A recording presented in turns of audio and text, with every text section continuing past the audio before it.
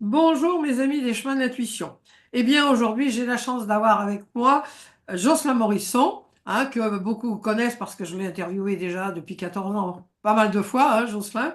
Alors Oui, Jocelyn, bonjour Sylviane. bonjour. Bonjour Sylviane, bonjour à tous. Alors vous êtes auteur ou co-auteur, je mettrai les liens parce que comme je le disais, je vous ai interviewé très souvent.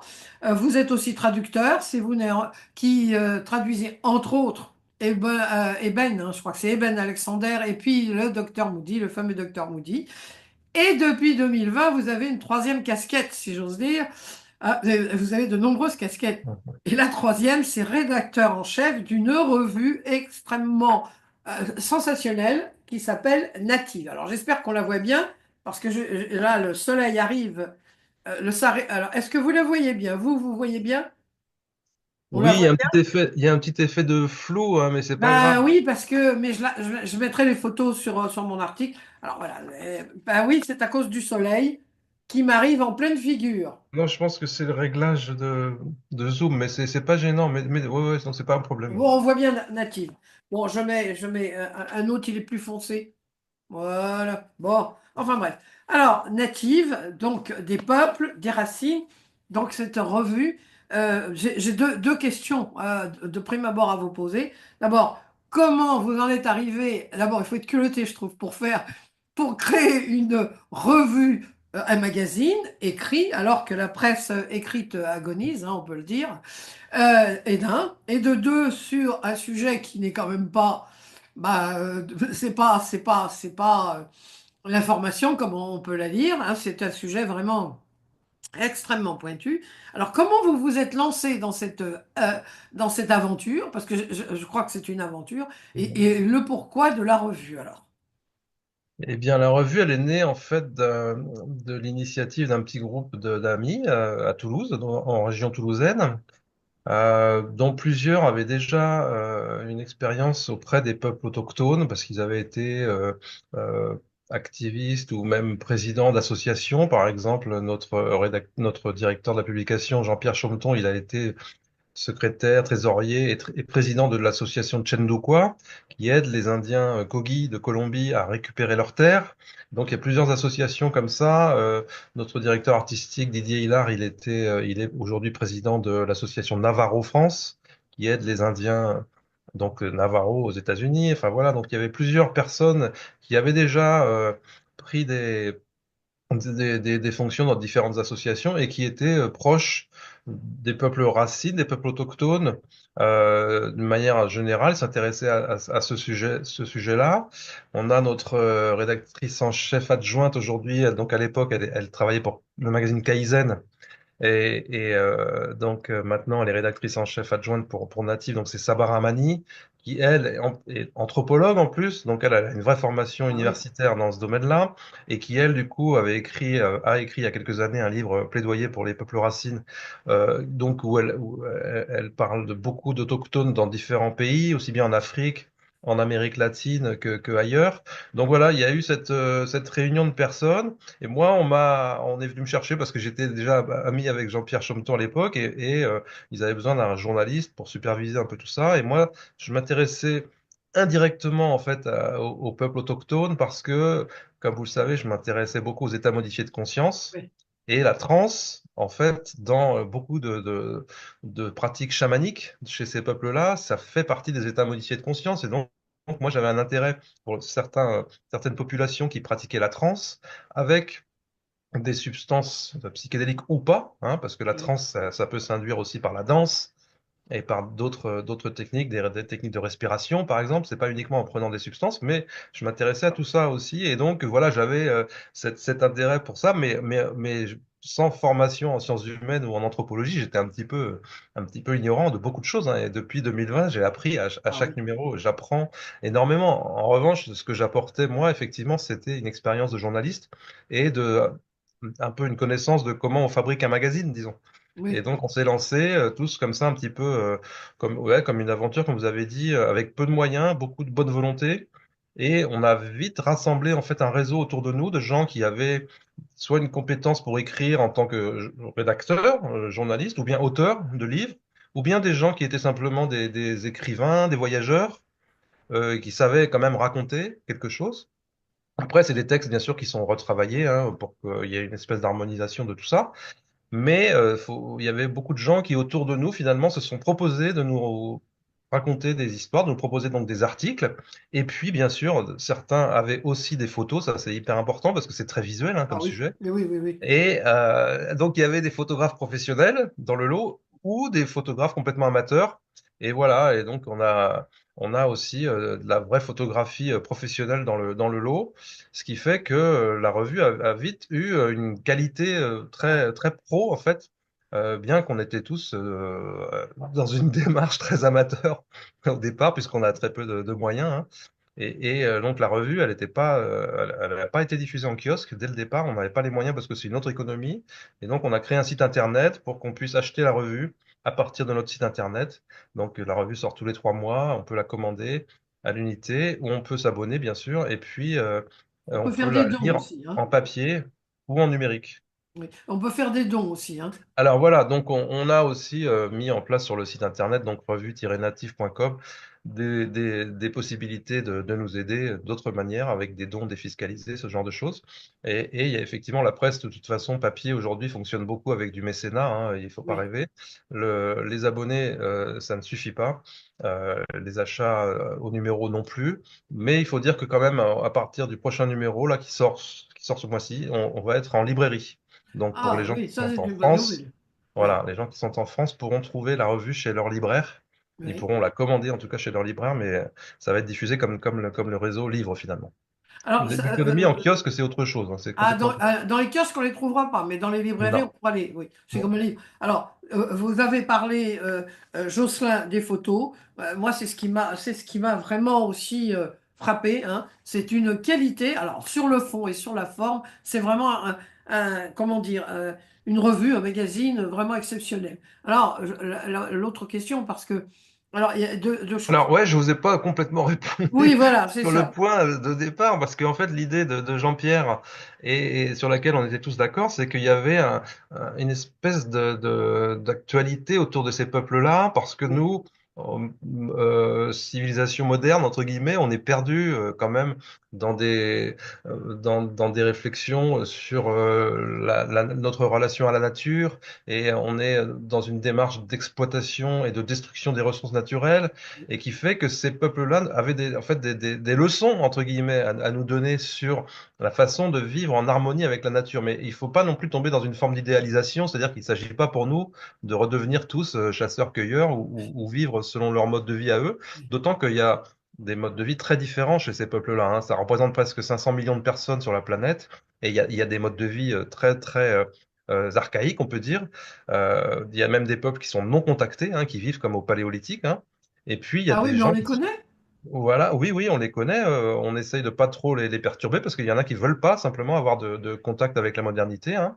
En Indonésie, en Amazonie aussi. Et on a identifié et on continue à découvrir des tribus comme ça qui sont complètement isolées dans des forêts hein, très profondes.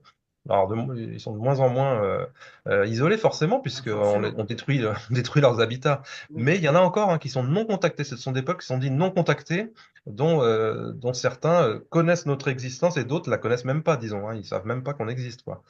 Et donc, il y a des gens qui sont dans une vie tout à fait moderne, comme vous et moi, avec des ordinateurs et des téléphones portables, si vous voulez. Et donc, il y a une disparité Ah oui. énorme de modes de vivre chez des gens qui se revendiquent d'une appartenance à un peuple autochtone. Donc, on pourra dire un peu quels sont les critères, mais c'est très intéressant de ce point de vue-là. Et donc, nous, il nous semblait intéressant de leur donner la parole et puis de privilégier une forme de dialogue avec eux, donc sans les idéaliser. Et Oui. puis, pour essayer de voir si simplement, c'est simplement pour glorifier un peu la diversité aussi de la vie humaine sur Terre, et puis voir effectivement dans quelle mesure leur sagesse, leur philosophie, et en particulier aussi leur spiritualité, Oui. finalement, pouvaient avoir une forme d'intérêt pour nous moderne, quoi. Il s'avère qu'à chaque numéro, on se rend bien compte qu'effectivement, il y a des leçons de sagesse Ah oui, très, très ça, oui, oui, profondes oui, oui, là-dedans. Ils oui. sont beaucoup plus spirituellement et écologiquement du coup profonds qu'on peut le penser, hein, parce que l'écologie, la spiritualité, pour eux, ça forme une seule et même chose. Il n'y a pas de différence. Hein. Donc voilà, comme souvent il n'y a pas de civilisation, il n'y a pas de culture écrite chez beaucoup de ces peuples-là, on les sous-estime beaucoup en termes de profondeur de leur réflexion et de leur vision du monde. Et quand on creuse ça avec des gens qui savent le faire, des anthropologues ou des ethnologues, on s'aperçoit qu'il y a une grande, grande richesse chez ces peuples. Oui, justement, puisque moi j'ai été touchée récemment par un deuil, j'ai vu en Afrique, au Sénégal, justement, cette tribu. Enfin, ils viennent tous honorer les morts, et c'est vrai que dans notre civilisation occidentale, maintenant, la mort est complètement mise de côté, alors que eux, non, ils fêtent, et puis c'est vraiment, moi j'ai été passionnée. Alors justement, en parlant de passion, la différence qu'il y a, donc je remonte, hein, j'espère qu'on la voit un peu mieux pour le coup là. Je pense Ouais, qu'il ça faut que vous va. mettiez carrément contre la caméra, Ah, contre à la la place de caméra. votre visage. Non, à la place de votre visage. Ah, d'accord. Voilà. Comme ça? C'est bien Ouais, comme ça? ouais. Parce il y a un réglage sur Zoom qui fait que le fond est flou. Ah, bah moi Donc j'ai rien réglé vous, du vous êtes tout. net, mais le fond est flou. Ben moi j'ai rien réglé du tout. Vous C'est savez pas que grave. je C'est suis pas vraiment grave. une bille J'ai essayé pendant un quart d'heure, c'est à cause du soleil qui arrive là en plein là. Ça Donc peut être il y a ça des aussi, trucs. ouais. Alors oui, alors je disais, parce que bon, il y a beaucoup de revues et de magazines qui parlent bah, des peuples premiers. On va revenir à la dénomination, c'est quoi un peuple premier? Mais moi, ce que j'ai trouvé dans les revues que j'ai, enfin les numéros que j'ai, c'est la passion. Les gens qui font ces interviews, qui parlent, c'est la différence entre certaines revues que je ne nommerai pas, dont une très très célèbre américaine. C'est c'est pas clinique, c'est la passion. On sent qu'ils sont engagés. Alors quand je dis engagés, c'est vraiment ils aiment ce qu'ils font, ils sont passionnés.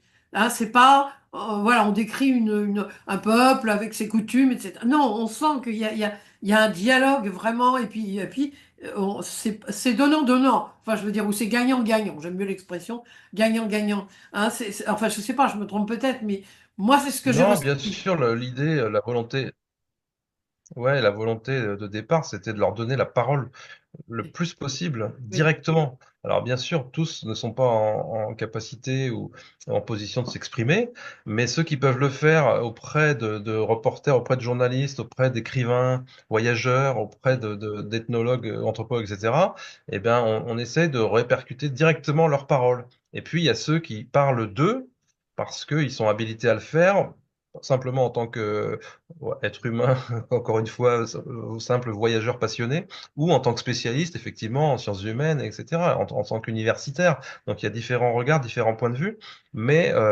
tous ceux qui sont en capacité de prendre la parole directement, avec bien sûr tout le travail de traduction qu'on va devoir faire derrière, etc., d'adaptation, eh bien on essaie de privilégier ça parce que c'est là où il y a justement le plus de force aussi dans leurs mots à eux. Et oui, d'ailleurs, oui, dans le prochain numéro, il y a beaucoup de paroles. On a mis des pages entières de paroles de différents peuples. Il y a 7 peuples qui sont mis à l'honneur dans le prochain numéro. On va en parler parce que c'est un numéro spécial. Et donc, il y a des doubles pages pour chaque peuple de mots qui sont des phrases à eux et qui nous permettent de bien comprendre aussi quelle est leur situation, quels sont les défis auxquels ils font face. Parce qu'on ne l'a pas oui. dit, mais la plupart de ces peuples-là sont quand même en grand danger En extinction? d'extinction de leur culture, parfois de leur peuple, hein, parce que il y Oui, a certains peuples qui sont réduits à peau de chagrin, hein. oui, On voit en Amazonie notamment, hein, il y a eu des peuples qui se sont éteints parce que le dernier locuteur, donc la dernière personne qui parlait la langue est décédé, quoi, hein. Donc il y a des cultures entières qui s'éteignent, hein. En Afrique aussi, il y en a qui sont menacés comme ça, donc c'est très difficile parce que pour les hommes, pour les gens qui sont dans la modernité, ce sont des peuples qui de toute façon appartiennent au passé et qui n'ont pas d'intérêt. Donc, si vous voulez, il y a cette espèce de mépris, il y a une condescendance. Et oui, puis, c'est ça. et Oui. puis voilà, on considère que c'est comme des espèces animales en disparition, ça n'a pas plus d'importance que ça. Or, voilà, c'est un petit peu différent quand même. Alors, Et oui, bon, oui, oui, parce que vous avez dit 500 millions, il y a quand même 500 millions de personnes. alors officiellement, c'est 476 millions de Oui, personnes qui se revendiquent d'une appartenance autochtone, avec aussi des métissages, etc., hein, mais effectivement, ça fait quand même beaucoup. Ça fait 5000 communautés sur la surface de la planète. Et ce qui est intéressant, c'est que par leur mode de vie, par leur lieu de vie, en fait, ces peuples, ils protègent 80% de la biodiversité mondiale. Donc ça, on se rend pas compte. Ils occupent 20% de la surface, des surfaces habitées sur la Terre, mais ils protègent 80% de la biodiversité. Et Comment eux, ça? eh bien parce que justement, ils vivent dans des zones qui sont beaucoup des zones où il y a une biodiversité extrêmement riche. Et leur mode de vie consiste à faire uniquement du prélèvement. Certains sont encore chasseurs-cueilleurs, effectivement. D'autres font aussi de l'élevage ou de la culture, hein. Et bien sûr, ils sont pas tous chasseurs-cueilleurs.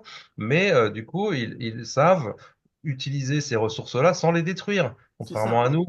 Contrairement à Oui. nous, avec nos modes de vie modernes, ils savent utiliser les ressources en leur permettant comment on dit, de se renouveler et d'une manière durable. Donc pour eux, des concepts comme, ne serait-ce que le concept de nature, ça n'existe pas. Pour eux, c'est là où ils vivent, tout simplement. Donc ils opposent pas la nature et la culture et les zones urbaines, etc. La nature, c'est là, c'est le monde en fait. Et puis la notion de développement durable ou ce genre de choses, ça fait complètement partie de leur mode de vie de manière naturelle aussi, quoi. Mais ils se posent pas la question. Eux. Se pose pas du tout la question, parce que forcément, pour eux, c'est une question de survie, de toute Oui. façon, hein. Il y a cette volonté, effectivement, de ne pas avoir voulu entrer, pour beaucoup, dans la modernité, dans l'industrialisation, dans la transformation de la matière, parce qu'eux aussi, ils sont animistes, c'est-à-dire que pour eux, tout est sacré et tout est habité d'un esprit. Donc la matière inerte, aussi comme le métal, la pierre, etc., ce sont des choses qui ont un esprit, et du coup, ils ne sont pas entrés dans cette vision du monde où il fallait transformer les choses et du coup, il n'y a pas eu cette industrialisation dans laquelle les peuples d'Occident notamment sont entrés. Donc il y a toute une réflexion anthropologique vachement intéressante là-dessus par Oui. rapport au fait que pour eux, c'est sacré, en fait, toute cette matière-là, elle est sacrée, inerte comme vivante. Pour eux, il n'y a pas de différence, en fait. La pierre, l'eau, le bois qui est vivant, les plantes et les animaux, tout ça, c'est sacré parce que c'est habité d'un esprit. C'est C'est ça habité d'un l'animisme. esprit, C'est d'accord. ça l'animisme. Voilà, il y a une âme ou un esprit Oui. dans chaque chose. Donc, des lieux ont un esprit, les forêts ont un esprit, les rivières, les montagnes, les lacs, bien sûr, et donc tout ce qui est vivant, a fortiori, a un esprit, donc les plantes, les animaux et les êtres humains. Mais ils ne font pas de rupture entre ce Oui. qui est de la matière inerte et ce qui est de la matière vivante. Tout ça est animé d'un esprit. Donc là aussi, c'est intéressant comme réflexion. Oui, oui, oui, c'est intéressant. Alors, je voudrais quand même pour les personnes, parce que il faut dire aussi, c'est important, parce que vous avez parlé d'universitaires, et je ne voudrais pas que les gens pensent, enfin, les personnes qui vont voir cette vidéo pensent que Native, alors je la mets bien devant moi, que Native, j'en mets un autre, on va toujours mettre le même, que Native est uniquement destiné aux personnes Non, très cultivées et tout ça. Non, justement, au moi, c'est contraire. ce que c'est pas du tout ça. C'est vraiment une conversation. Il est animé, votre magazine. C'est-à-dire, on n'a pas l'impression de lire quelque chose justement d'universitaire, un peu, quand même un peu enquiquinant, hein, faut le dire, excusez-moi, hein, mais Non, non, c'est souvent. une revue grand public, hein. C'est une revue pour le grand public, bien sûr, hein, pour des Oui, gens mais qui bien s'intéressent, faite. C'est pas n'importe quoi. Je veux dire, bien c'est sûr. pas voilà, c'est une revue grand public à la portée de tous, mais on apprend énormément de choses. Alors, la première chose, je voudrais vous demander pour les personnes qui ne savent pas, qu'est-ce que c'est que les peuples, qu'est-ce qu'on appelle peuple premier, autochtone, aborigène? Est-ce que c'est pareil? Est-ce qu'on fait la Oui, différence? il y a des nuances un peu subtiles, mais autochtone, ça veut dire de la terre même. Mhm. Aborigène, ça veut dire depuis l'origine. Mhm. Donc, c'est un peu la même idée. Ce sont des peuples où il y a indigène aussi, mais indigène a pris une tournure un Oui. petit peu péjorative Péjorative, oui, en péjorative. France, mais c'est quand même le terme qui est utilisé en anglais, indigenous, donc ça revient quand même un petit peu en usage aussi en France. Ce sont des peuples qui ont conservé des lieux de vie et des modes de vie pour la plupart, donc, qui remontent à des siècles, voire des millénaires en arrière, hein. Les aborigènes d'Australie, c'est plus de 40 000 ans, 50 000 ans, hein, leur histoire, hein. Donc ça remonte à ce que nous, on appelle la préhistoire, quoi. Et Oui, finalement, c'est pour ça que pour certaines personnes, ce sont des peuples qui appartiennent au passé. Mais non, ils sont là aujourd'hui, ils font partie du monde d'aujourd'hui, ils font partie du présent. Et ils font partie du futur, justement parce qu'ils sont porteurs de solutions.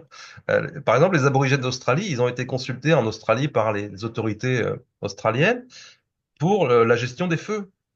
ah oui, oui, oui, oui, oui, L'Australie j'ai a vu. été Oui, confrontée à d'énormes feux de oui, forêt il y a ces dernières années et on a consulté les sages aborigènes parce qu'ils ont des techniques de débroussaillage et de prévention des feux qui ont fait leurs preuves depuis des siècles, encore une fois. Et donc voilà, ce sont des peuples qui sont porteurs de cette sagesse-là. Donc la plupart ont souffert de colonisation. Donc oui, certains ne sont plus sur leur terre d'origine justement parce qu'ils ont été déplacés. Ils ont été colonisés. On pense bien sûr aux Indiens d'Amérique en oui, particulier qui ont été parqués dans des réserves. Donc il y a toute une histoire propre à l'Amérique du Nord, donc États-Unis et Et Canada, Canada, oui, et qui Canada. est absolument dramatique. Dans une moindre mesure, c'est le cas aussi en Amérique du Sud et en Amérique centrale. Donc ce sont des peuples qui survivent tant bien que mal avec leur mode de vie, avec des croyances aussi, des visions du monde, ce qu'on appelle aussi des cosmogonies, c'est-à-dire des récits de la création du monde, qui sont restés inchangés depuis des siècles, quoi. Et voilà, donc c'est ça un peu les critères essentiels pour définir ce que c'est qu'un peuple autochtone. Et donc, il y a aussi quand même eu des échanges, il y a eu des métissages, et puis il y a eu des échanges aussi avec avec des Occidentaux, et notamment au Canada, on parle des métis. Les métis sont considérés comme des autochtones, mais bien sûr, il y a eu des mélanges avec les colons, etc., hein. Donc, c'est pas non plus uniquement des tribus qui sont restées à faire des enfants entre eux, quoi, Oui, oui. comme on pourrait l'imaginer. Et donc, il y a des aspects de variabilité génétique aussi, etc., qui sont pris en compte. Mais voilà un peu comment on définit ces peuples-là. Et effectivement, près de 500 millions de personnes, 5000 communautés sur la planète, c'est quand même pas négligeable. C'est quand même, ça Oui, représente beaucoup de monde. Et beaucoup aujourd'hui utilisent justement les outils de la modernité pour communiquer sur leur situation, parce qu'ils voient bien aussi que c'est important de se référer à leur identité, à leurs valeurs, dans un monde qui est globalisant et qui a tendance à vouloir écraser un petit peu toutes les oui, identités. Et c'est la même chose qu'on voit chez nous avec des gens qui se revendiquent comme étant bretons, ou basques, ou oui. corses. Je Ou veux dire, Corse, tout à fait, et d'ailleurs, on oui. en parle aussi. On en parle Oui, aussi dans la revue.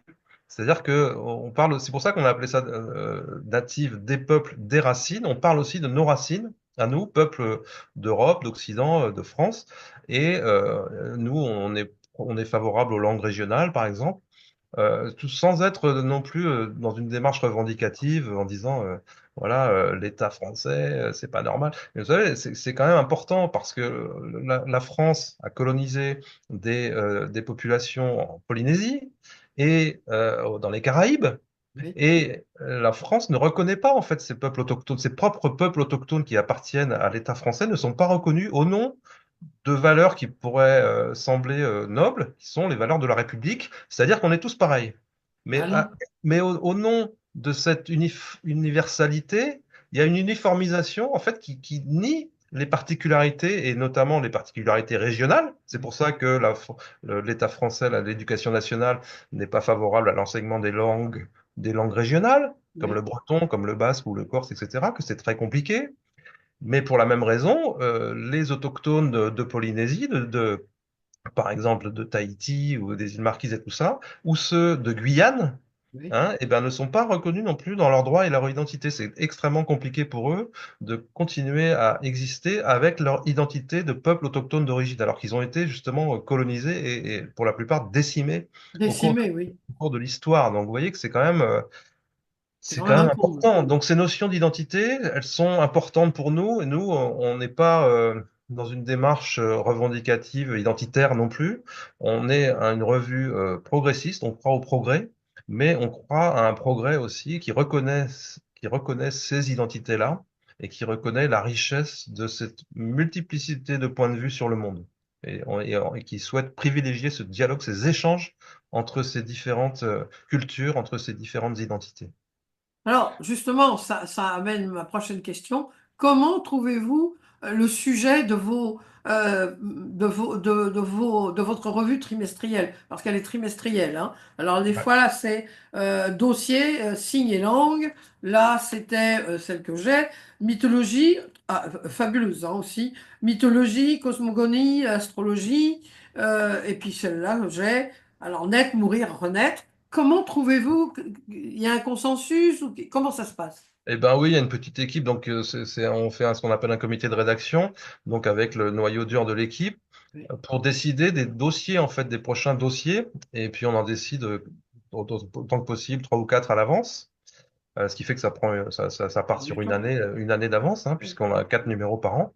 Et du coup, effectivement, il y avait un dossier sur le féminin, qui nous semblait, c'est les thèmes qui nous semblent importants dans la société d'aujourd'hui, et puis on a fait un dossier sur l'eau. Et puis, on a fait un dossier, comme vous l'avez dit, sur les mythologies, puis un autre sur les chamanismes, qu'on a appelé les Oui, sagesses oui, ancestrales, parce qu'on sait que ça passionne aussi les lecteurs.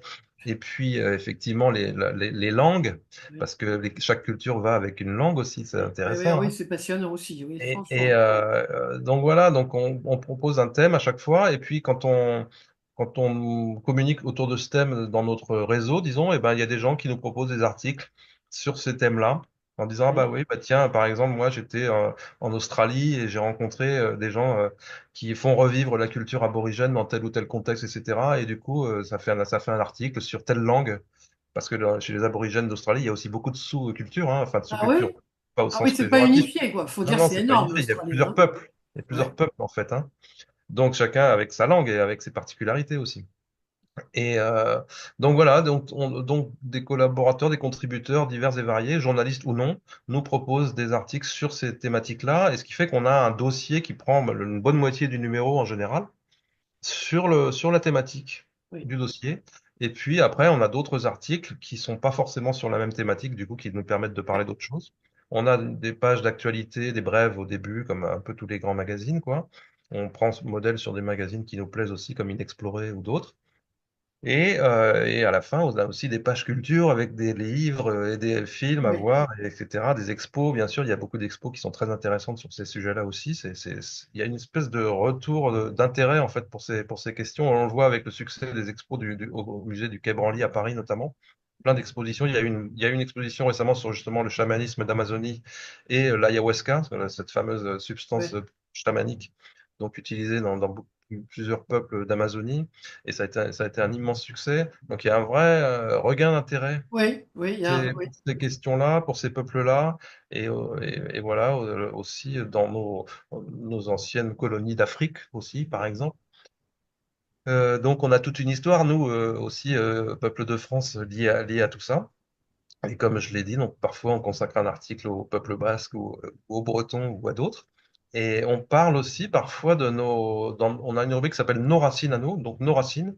Et on peut très bien parler d'un druide, on Oui. peut parler de quelqu'un qui est un sourcier, vous voyez, ou alors qui est coupeur de feu, ou des gens comme ça. Donc c'est parce que tout un tas de pratiques comme ça, qui font partie de la vie quotidienne en fait de ces peuples animistes, eh bien elles étaient aussi Dans dans notre notre vie à culture. nous. Voilà, ça Oui. faisait partie de Oui. notre culture il y a Oui. quelques générations et c'est plus ou moins disparu ou c'est plus ou moins confidentiel, mais Oui. on a encore des femmes qui sont entre guillemets des sorcières, on a des gens qui sont des rebouteux de campagne, etc. Ah Et oui, les donc rebouteux, oui, les rebouteux. ouais, donc tout ça, c'est aussi un regard animiste justement sur le monde, hein. C'est aussi considérer Oui. que voilà, la matière, elle est animée d'une forme d'esprit avec lequel on peut entrer en relation. C'est une vision spirituelle des choses, donc on essaye aussi de parler de ça, de ce qui se passe aussi chez nous, et puis voilà. Et puis il y a beaucoup d'autochtones qui viennent aussi en Europe et en France en particulier pour parler de leurs combats, de leurs difficultés. Et donc à chaque fois qu'on peut, on essaie de les rencontrer. Et du coup, on a des parrains, marraines sur Oui. tous les continents, qui, notamment, là, on a une marraine du Brésil, d'un peuple autochtone du Brésil, qui est venu avec son fils, qui est chaman, et ils viennent parler de leurs difficultés, et le combat qu'ils ont mené, et les difficultés qu'ils avaient sous la présidence de Bolsonaro, Ah oui. et la présidence de Lula, c'est mieux, mais c'est pas encore complètement ça non plus, parce qu'il y a une pression énorme des exploitants forestiers, des gens qui veulent exploiter leur sol et leur sous-sol etc., et qui du coup sont prêts à les exterminer pour ça, hein, parce que c'est la Oui. marche en avant du capitalisme quand même, il faut bien dire les choses telles qu'elles sont. Donc voilà, il y a des messages. On a aussi un peuple autochtone, j'enchaîne les idées, mais on a une marraine d'Europe, parce qu'on a un peuple autochtone en Europe qui s'appelle les Samis d'Europe du Nord, Oui. c'est ce qu'on appelle la Laponie en fait, mais c'est un faux terme. Le vrai terme, c'est le peuple Sami. Et le peuple Sami, il est à cheval sur la Norvège, la Finlande et la Suède. Et donc, il y a des sous-ensembles aussi, mais c'est le dernier, on considère que c'est le dernier peuple autochtone d'Europe. Et donc, D'Europe? on a une marraine Sami qui est venue aussi en France faire une tournée, faire des conférences, faire des soins. Elle est chamane, elle aussi. Et donc, c'est complètement inattendu. Peu de gens savent que voilà, qu'on a un Ah peuple oui. autochtone encore sur le territoire européen. Donc, on a une marraine qui vient de ce peuple-là. Oui, ça paraît incroyable en Europe d'avoir encore Ouais, le peuple premier. Enfin, je veux dire, c'est ça, c'est ça. hein. Alors, je voudrais qu'on parle du dernier numéro, qui est un numéro double, hein, qui vous est très cher. Alors, est-ce que vous pouvez nous Oui, parler alors de ce numéro? ce qui s'est passé, c'est que on a rencontré donc quelqu'un qui s'appelle Franck Desplanques, qui est le rédacteur en chef de l'émission Rendez-vous en Terre Inconnue. Oui, Et Rendez-vous en Terre Inconnue, c'est une émission de télé qui a déjà qui a 20 ans, donc il va fêter ses 20 ans.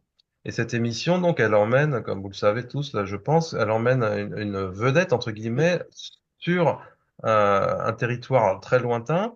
Et donc, la personne qui part là-bas, la personne qui est souvent une vedette de la chanson, du cinéma ou d'autre chose, elle ne sait pas où elle va et elle débarque donc au milieu d'un peuple comme ça, un peuple autochtone. Et puis elle passe un certain temps, en tout c'est une semaine sur place ou un truc comme ça. Et puis ça donne 2 heures d'émission d'une rencontre complètement inattendue et souvent très très émouvante, et avec beaucoup d'émissions qui ont marqué les esprits parce que les personnes se retrouvaient voilà au cœur d'une tribu d'Afrique qui était confrontée à des difficultés énormes, ne serait-ce que pour avoir de l'eau ou des choses comme ça. Le dernier épisode a été diffusé là il y a quelques jours, hein, avec donc un acteur qui s'appelle Tomer Sisley, chez un peuple qui s'appelle les Dolpopa du Népal. Donc c'est tout à fait en altitude, ils vivent à je sais plus 4000 mètres, c'est un truc de fou. Et on voyait leurs difficultés à eux avant l'hiver de faire des récoltes, etc., de s'occuper de leurs troupeaux et puis voilà, de préparer l'hiver qui est très très froid comme on l'imagine, etc. Et donc, cette émission-là, elle a marqué les esprits et nous, on est devenus donc proches de son rédacteur en chef, en fait, Franck Desplan, qui est à la base un photographe et qui, lui, a fait des voyages extraordinaires donc pour l'émission, mais aussi en dehors de l'émission et il a gardé des liens avec tous les peuples qu'il a visités.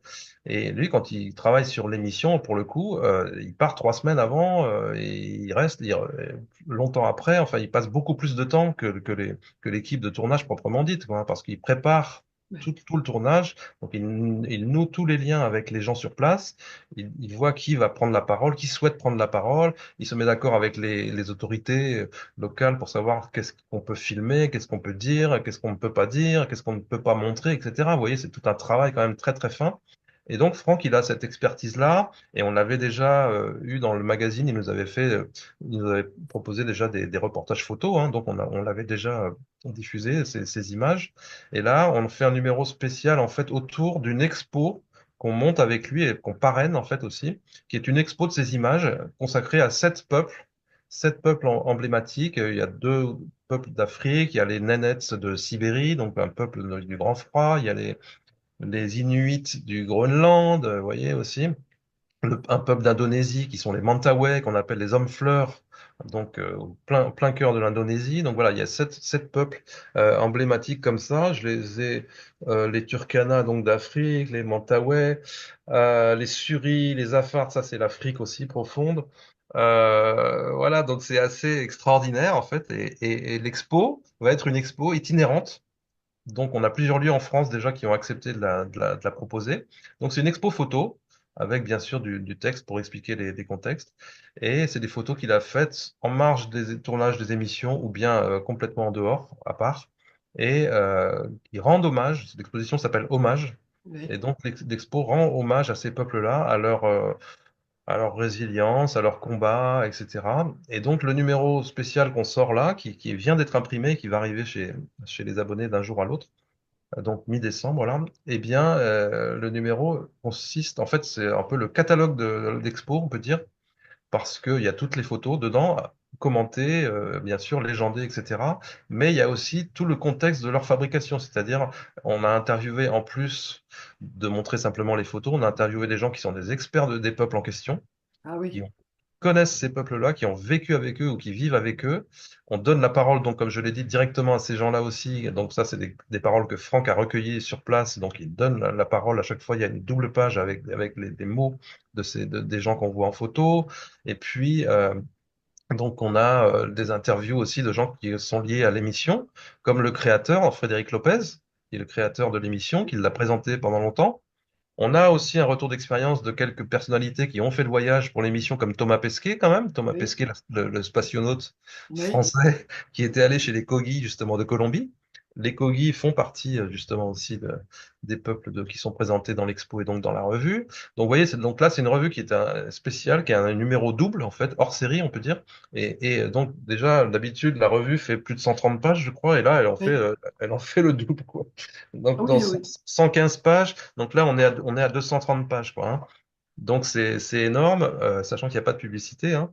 Il y a plein de choses à voir et à lire dans ce numéro-là, qui est donc un numéro qui couvre en fait automne-hiver, hein, pour nous, par rapport à notre parution, et qui est splendide, quoi, parce qu'il est illustré par les photos de Franck, mais pas seulement, il y a aussi d'autres photos, et puis il y a des interviews de gens, comme je disais, qui sont allés aussi à la rencontre de ces peuples-là. Et on comprend aussi le parcours de Franck comme photographe, parce qu'il a été assistant au départ d'une grande photographe qui s'appelle Françoise Huguier, une grande photographe d'agence, et qui explique voilà, comment elle aussi, elle a été à la découverte de certains de ces peuples.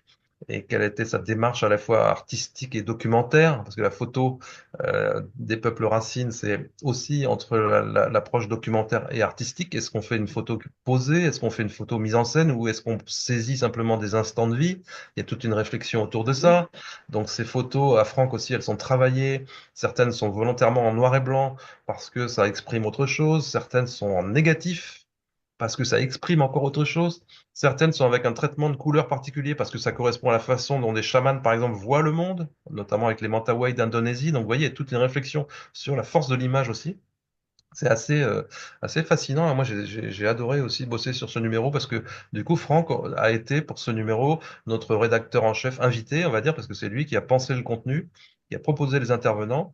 Et moi, en tant que rédacteur chef de la revue, j'étais en supervision de tout ça, mais c'était lui qui avait la main, en fait, sur le contenu, hein. Donc, j'étais assez stupéfait de voir tout ce qu'il a amené comme richesse en termes d'images et de mots, hein. Et du coup, ça fait un numéro à part, mais vraiment, Exceptionnel. vraiment passionnant, exceptionnel. Et donc, la première inauguration de l'expo, ça va être mi-janvier, là, à Paris, premier lieu sur lequel on expose, qui est une péniche qui est dédiée à des expos photos, hein.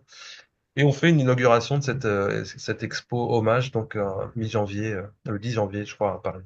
D'accord. Alors, Voilà. on peut trouver cette revue. Alors, on peut s'abonner. Je vais mettre les liens, bien sûr. Mais si les personnes qui veulent uniquement acheter cette revue, c'est chez le libraire. Maintenant, on peut le commander. Alors, on peut la commander chez son libraire, Native, mais on peut aussi aller directement sur notre site internet, Oui, voilà. donc revue-native.com, donc native avec un S.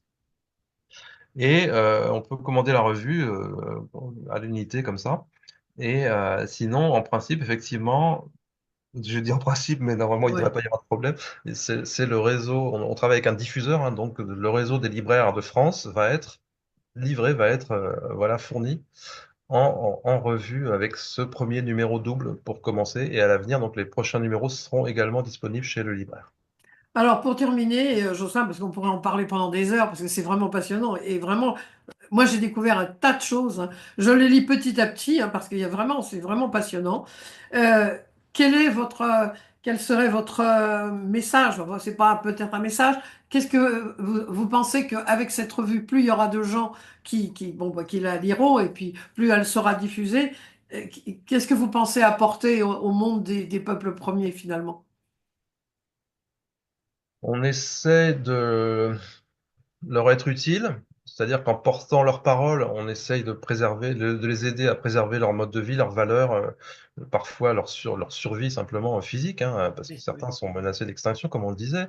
Donc, on n'a pas beaucoup plus d'ambition que ça, que simplement les aider à continuer à être qui ils sont et à porter eux-mêmes leur message et donc à être dans ce dialogue avec nous, dans ce dialogue avec la modernité. Parce que certains, leurs enfants, par exemple, dans certains peuples, leurs enfants, ils ne rêvent que d'une chose, c'est d'avoir un portable et puis d'aller à l'université.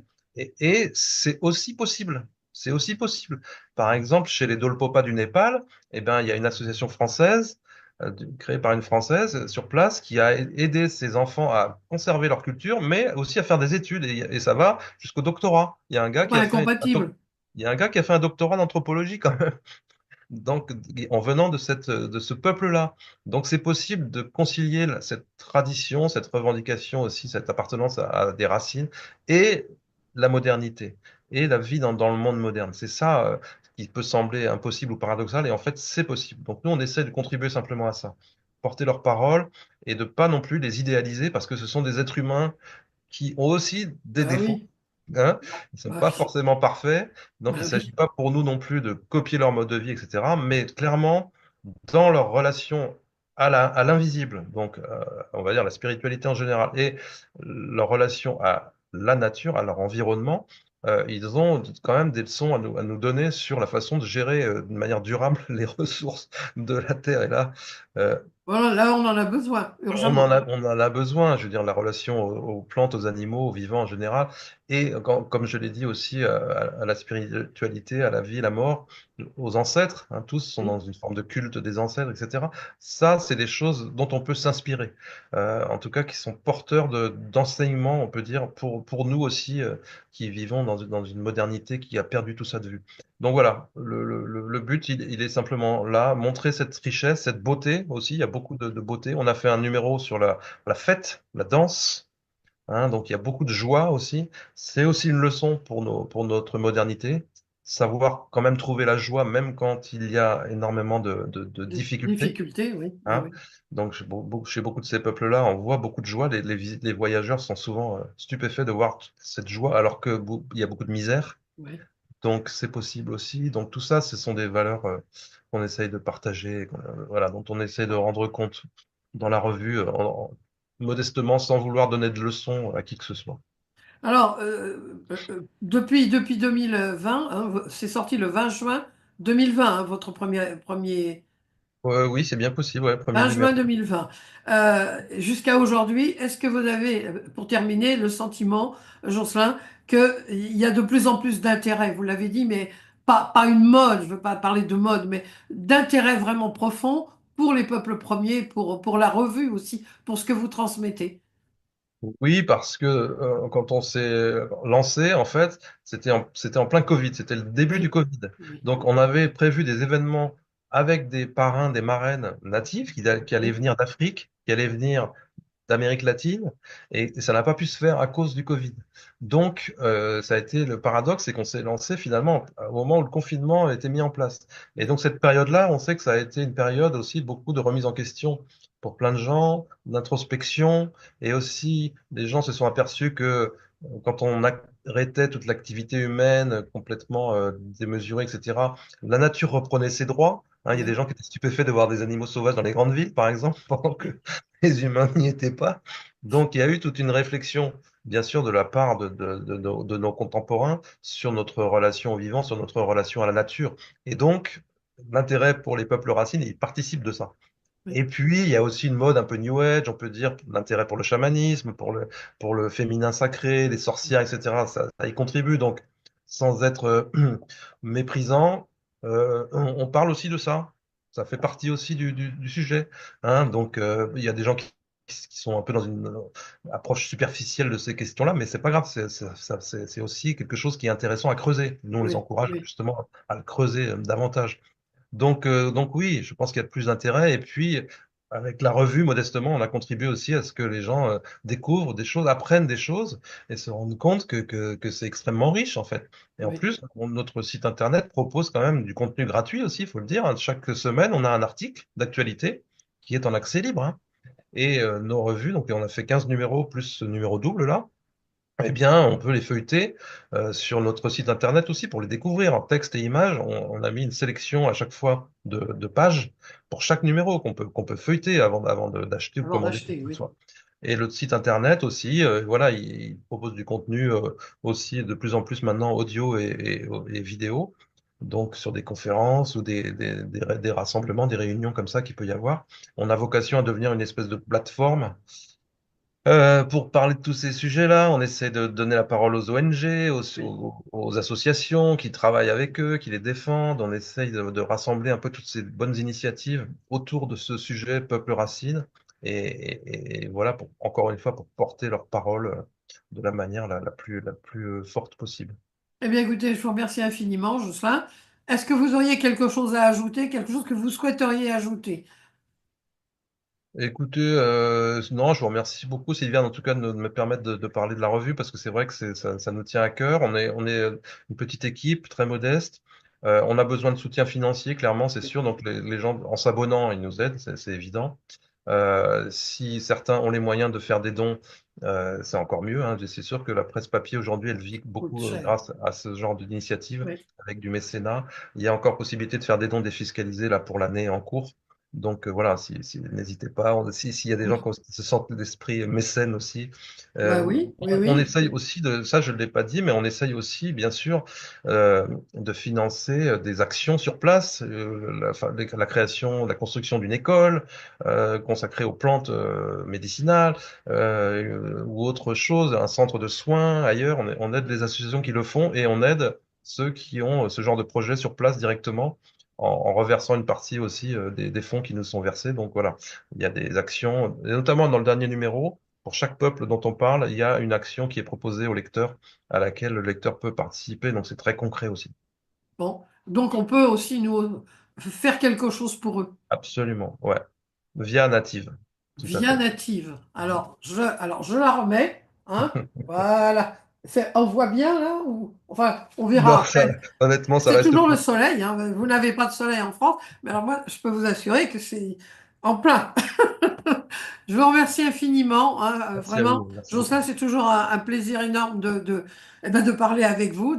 Alors, je mettrai évidemment les liens d'une petite partie des interviews qu'on a déjà faites ensemble, hein, parce que il y en a eu déjà beaucoup depuis 14 ans. Et je vous remercie infiniment. Et puis, je souhaite vraiment longue vie, hein, à Native. Alors, je mets un autre numéro devant moi. Hein, voilà, une autre. Je suis abonné. Enfin, je vais m'abonner juste après. C'est tellement riche et puis il y a eu tellement de choses. Mais enfin, mais là, je vous promets, dès que je raccroche, je m'abonne. Je vous dis à très bientôt, Jocelyn. Merci, avec plaisir, avec grand plaisir. Au revoir. Au revoir.